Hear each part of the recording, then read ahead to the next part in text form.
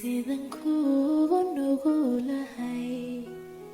dibta kula necebay. calaamatul ismi waynu casharkan ku qaadanayna isimka waxyaabaha lagu garto magaca isimka waxa loo yaqaan waxa lagu gartaa dhowr waxa ugu horeeya wax loo yaqaan khafte tusaalaha khaftada oo tusaale ahaan miftaaxul bayti hoos dhiga halka khaftada lagu sheegay hoos dhig waxa loo yaqaan al-kasratu wa ma naaba anha wa hoos dhig sidoo kale waxa loo yaqaan waxa jirta wax loo yaqaan tanwiin oo ah calaamada labaad tanwiintu waa laba dhigaal yani in laba jeer xagga sare wax laga dhigo ama xagga hoose salahan hada baytun oo kale kani waa guri marartu bi baytin ra'aytu bi baytin kasrada dambe double dhacaysa ayaa loo yaqaanaa tanwiin sidoo kale waxa loo yaqaano waxa ku xigta wadkhulul alif wal lam alif iyo lam inay galaan magaca ayaa lagu gartaa magac waxna inuu magac yahay inuu yahay name maxaa lagu garanaya waxa lagu garanaya inta aan soo sheegay iyo wadkhulul alif wal lam alif iyo lam inay magaca xagga hore ka galaan tusaale ahaan albaytu baciidun gurigu fogyahay asha ugu horeysa albayt inuu guri yahay waxa lagu garanaya waa calaamad kamid ah calaamadihii name-ka lagu arkayo waxa loo yaqaan albaytu tanwiintu way qaybsantaa waxaan oo dhan way qaybsamaan khaftadu way qaybsamaysaa laakiin se imika si guud marayna sharaxaadu ayaamaha dambe ama casharada dambe inagu dambeynaysa waxa jira wax loo yaqaan xuruuful khaft oo kuwa la siman xuruuful khaft hadii isimka ay xagga hore ka galaan waxa la garanaya waxa inuu yahay xuruuf jar xarf jar kaas oo ah isimka qaar kamid ah salaan kharaja muhammad min albayt minta ugu horeysa kharaja muhammadka min albayt gurigiibu ka soo baxay mintaas waa xarf jar albayt bay ka hormartay sida darteed waxa lagu garanaya albayt sida dambe inay tahay isim jeedada nuxurku waa intaaba min ama xalee xuruuful khaft si guud wixii ay ka hormaraan waxa loo yaqaanaa isim waxay qirayaan inay waxan isim yihiin waxa ku xiga waxa loo yaqaano ila an ala wa fi rub sa kuwa soo dhanna wa qaab kawn waxa ku xiga oo aan talisa ku sii xigsiinayna ila min al-ibtidaa bilowbay ka warantaa ila min kaaso imika tusaalaha meesha nagu yaala dhahaba muhammad wuxuu tagay ila masjid gurigi masaajidkii baan leeyahay ilaadaasi ila masjidin ila wa intihaa baan leeyahay maaha bilow min ba ibtidaaiya ilaana wa intihaai marka ila masjid masaajidkii buu aaday ama gurigi ilaahay dhahabadaas waa ficil maadigi muhammad ku faacilki ilaad waa xarf jar masjid wa ism majrur bi ila waka waxa loo yaqaano waxaan ku sii xigteenina an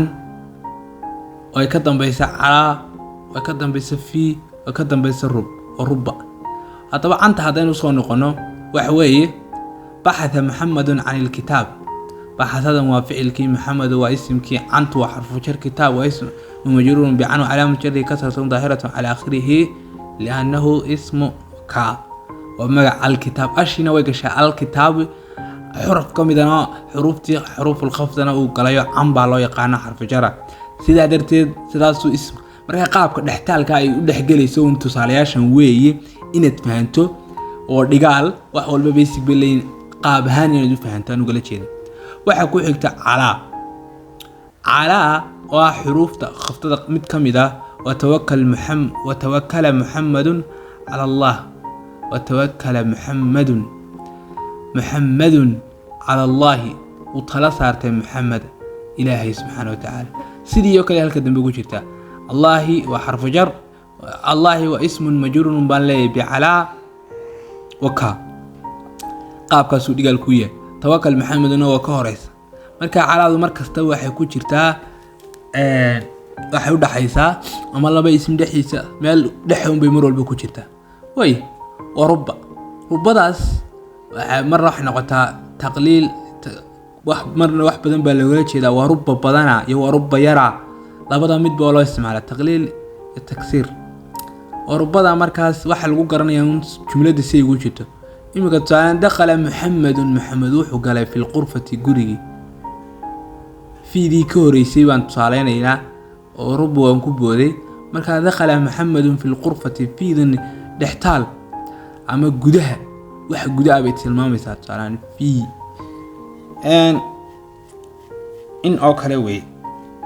دخل محمد في الغرفة محمد جوري قال في ذن غرفتي بكورسا الغرفة واه جوري أما قلكي ألبا كهريس سيادرتيد ساسي كوتا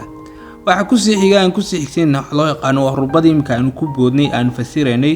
oo ah marra taqliil noqonaysa marra taksiir noqonaysa jumlada qaabka ay ugu jirtana lagu kala garanayo imika rubba rajulin kariimin laqaytuhu rubbadan imika maxay ugu jirtaa taksiir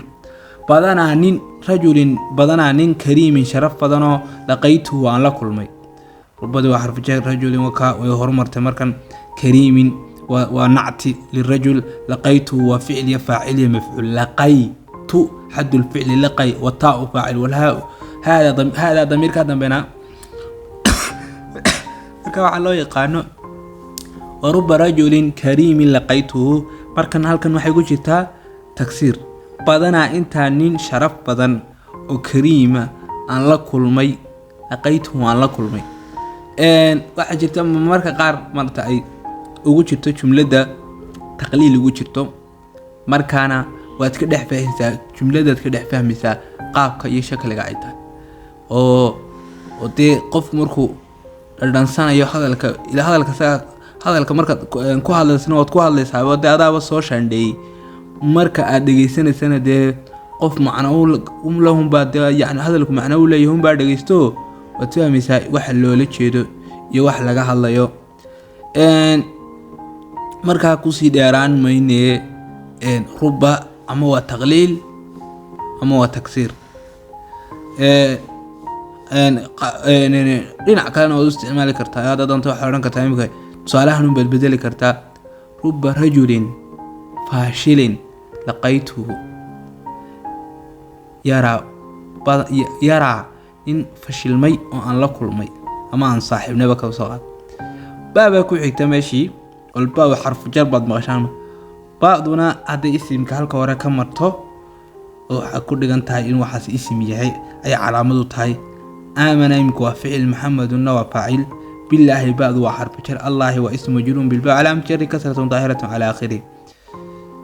سيدو كلنا وحي كسي وكاف واللام وحروف القسم يقولون قاب كاسو كلهم ويه حروف القسم يا لام يا كاف يقولون قاب كاسو بهيستان de qaabkaas umad ka tixraacaysaa casharka halkaas aan ku joojinaa maanta. Assalaamu calaykum waraxmatullaahi tacaala wabarakaatu.